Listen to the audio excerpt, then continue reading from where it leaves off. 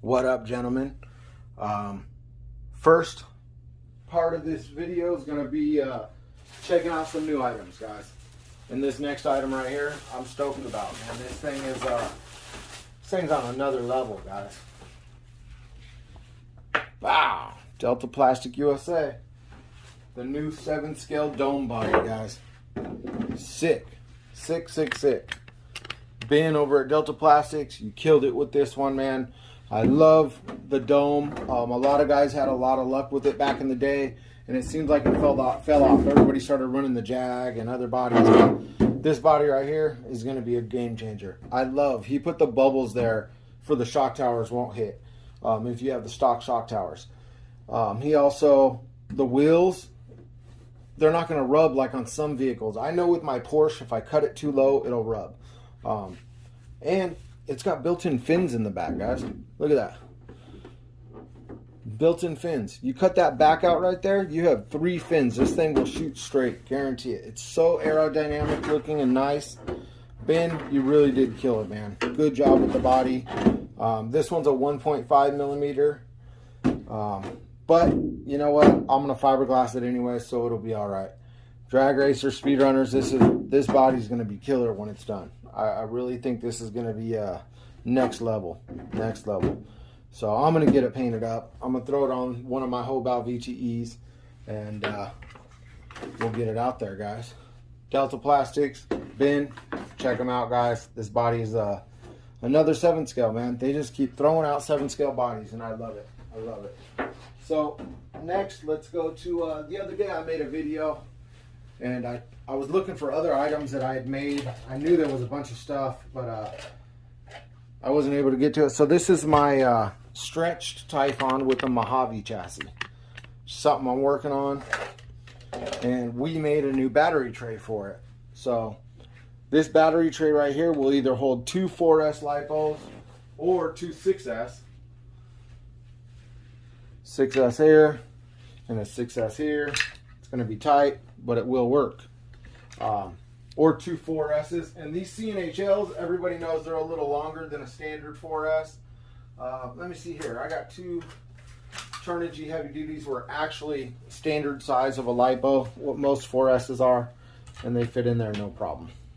Lots of room, and you can run the front and back strap. With the other ones, you can't run the front to back strap. You can only run the side straps. Or if you don't want to run 2 4S and you just want to run maybe 1 6S brick in there, right? Maybe you're just going to put a 6S. We also made it to where it has the mounting holes for the XLX2 in the back. You can mount it up to your battery tray. There you go. So now it's right next to the motor in the back.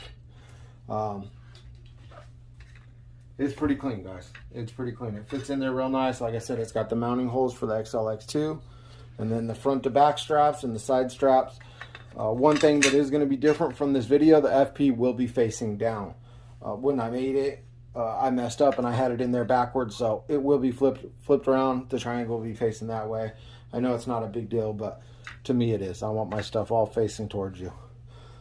But yeah, let's see. Of course, we got the spools, best spools in the game, man. No wobble whatsoever in that spool. Those are brand new bearings, never been greased, never had flow juice, brand new, smooth, no wobble, no wobble gobble. So right here we have the Slash rear body mount. So we don't have the post yet, but we will. We're selling just the mount. You can do the post. Check out my next video. I'll show you how I do my post. But yeah, that's the Slash. So now the Slash has the battery trays. It has the shock towers. Let's see, we got the shock towers here, the brace, the center stabilizers, guys. We got the XLX holder, XLX2 holder that goes off the front right above the servo. Battery trays. Let's see if I have all this stuff. I know the XLX2 holder I don't have ready. They're selling like these, and the stabilizers are selling like crazy, but the battery tray is nice and thick, and they have a standoff in the front here to hold the lipo. But yeah, we got a whole Slash kit now available on flowpackrc.com. Check it out. Check out our spools. I'm telling you, you won't be disappointed. Every one of my spools, I make sure it's 100% balanced before sending it out. Man, I used to get spools back in the day, and I would hold it, and it would be so wobbly. Now, if you can hold it like this with your fingers, and it's nice and smooth, and it don't wobble, then you know you got a good spool. If it still spins after you turn it back and forth, you got a good spool, guys. So yeah, check out the battery trays for the Mojave. We also have them coming up they'll be done today in about 30 minutes for the Creighton chassis. If you want an Arrma Typhon stretched with the Creighton chassis, you can get a battery tray also. Obviously, it's not going to be that long because the Mojave chassis is just so long. It's almost the size of, let's see the battery tray for the Arrma Limitless. I got one here in the packaging. Let me get it out. Nope, those are the side trays. Never mind. So, those are the side trays. We are also making side trays for this car. That way, if you want to make it GT and you don't want to make it that way, you can have side trays on there.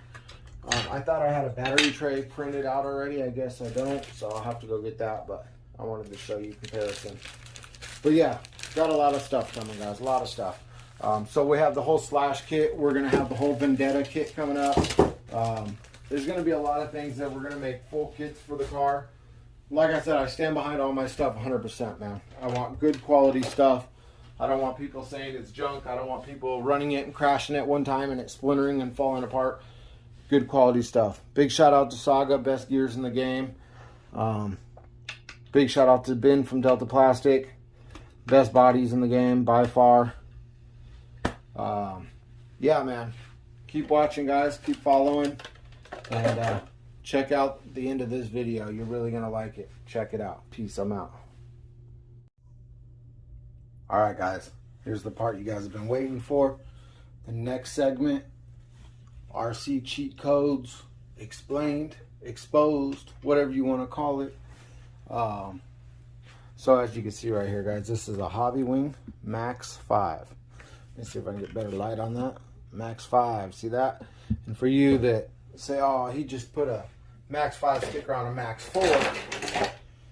Here's an XLX2. No disputing it, right? See the size difference there? The Max 4 is way bigger than the XLX2. So, what do I have this out for? And why do I have my Power Pack Plus there? Guys, this is just the receiver plugged in, so I'm going to get that out of the way. It won't have anything to do with this, so there's not going to be any mishaps. Big shout out to my sponsors, my homies, Saga Custom RC, SMC, Lipos, and of course, Delta Plastic USA, New Motors, TP Motors. Thank you for everything you guys do. As you can see, I drew a little something cool on there, so that way you can actually see the pinion spinning. So you believe what's going on here, guys. Let me turn on my transmitter. Now, this has been out for a while. A lot of people know about it, and that's why I figured now, might as well make the video and show the rest of the world. So, what do I have here today? I have a CNHL 6000 or 6200 milliamp 4S 1P. I have a 6000 or 6200 6S 1P. 6S plus 4S equals 10S. Wait, 1, 2, 3, 4, 5, 6 plus 4. Yeah, 10. 6 plus 4 equals 10. Yeah. So, what happens if I plug these two together in series? Let's get a better camera angle. So, I'm going to take black of the 6 to red of the 4. What happens? I just turned that into a 10S brick, correct? Yes, I did. Alright, so now that my remote's on, this Easy Run Max 5 is rated at what? 8S, guys. But there's a trick, a hack, and I'm going to show you guys that right now to be able to run 10S on this thing.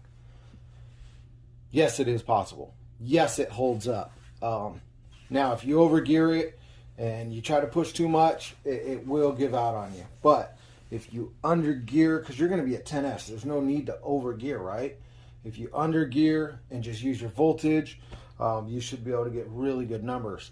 So let me just show you. I'm going to take the black to the black.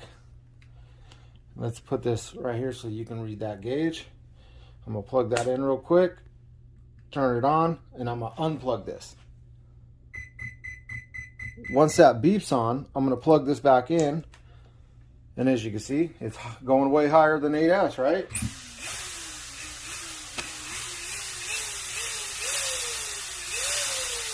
So I'm not quite all the way to 10S because these batteries aren't full, but 37.6 volts, guys, way over 8S. And it's holding up just fine, right?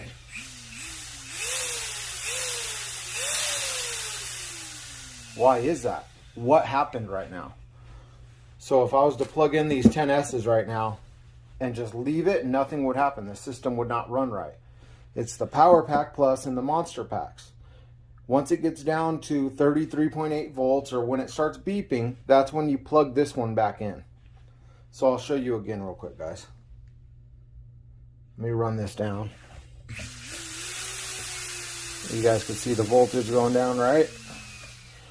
All right. So we're at 10.5, 10.4, 10.3. It's going down in voltage because the Max 5 is still plugged in. Make sure. Turn off the light real quick, guys. Might be a little better to see the screen, but all right, now it's on.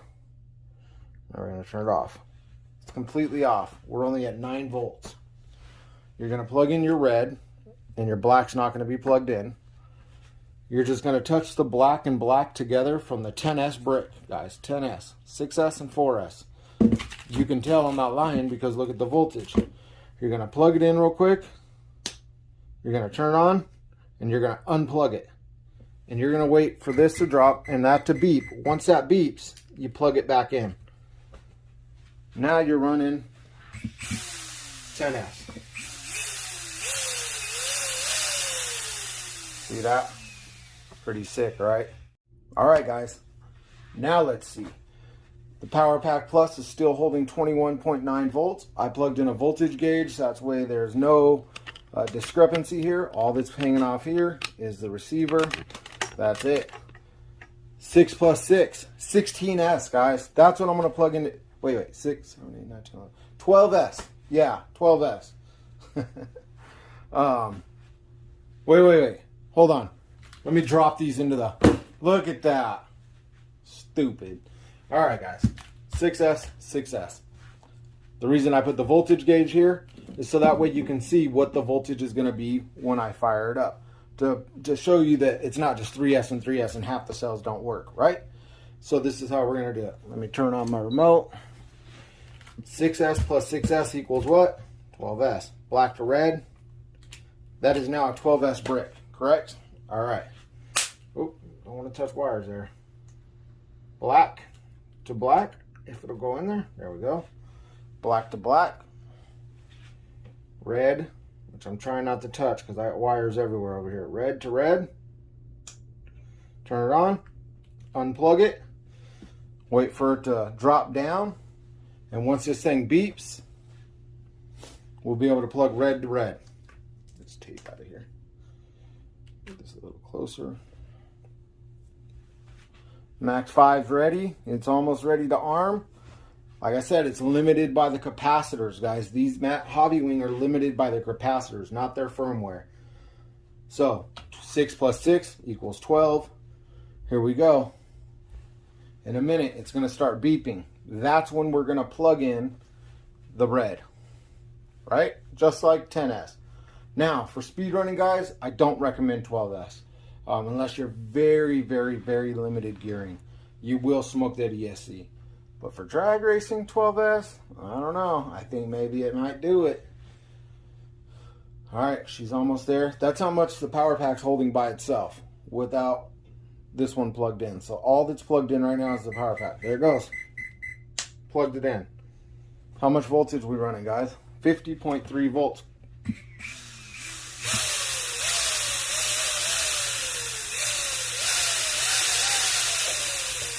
Still running 50.3 volts. That's 12S, guys. On a Max 5. Not hot at all. Not burning up. Not hot. Capacitors are cool. Everything's cool on it. Still running 12S. By the way, this is a Spectrum 1250 that comes out of the Creighton. I have a feeling it's going to come alive on 12S. 50.3 volts still, guys. And until I was on it, did you see that sag where it dropped to 50.2? See? There's your voltage sag. The Power Pack Plus will let it come down in voltage to where it'll start beeping again. That's when you plug in the packs again. You let it run off the Power Pack Plus for a minute. Then once this beeps, give it a little push. What? It'll beep right now. Once it drops down to 33 or 35, I believe it is, the hobby wing will start beeping, and that's when you plug in your 12S or 10S pack. Be very careful, guys. I assume no liability for idiots out there. Sorry, but you know, I gotta say it, guys. There's gonna be people out there just hooking things up wrong, and just watch the video, man. Take your time with this. There's no rush.